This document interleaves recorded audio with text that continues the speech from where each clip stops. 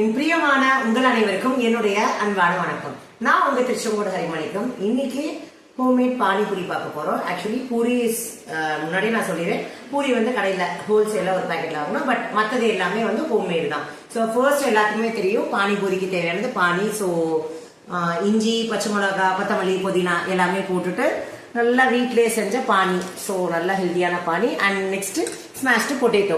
So பொட்டேட்டோவை நல்லா நீங்கள் வந்து வேக வச்சுட்டு தனியாக எடுத்துக்கணும். அப்புறம் நல்லா பொடி பொடியாக கட் பண்ண ஆனியன்ஸ்.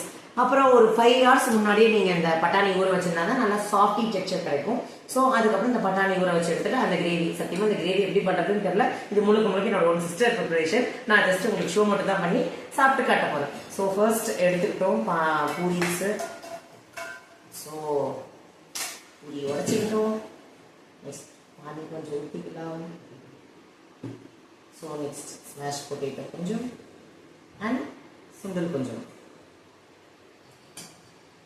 ஸோ எனக்கு இன்னும் ஆனியன்ஸ் இதில் போட்டுக்கலாம்.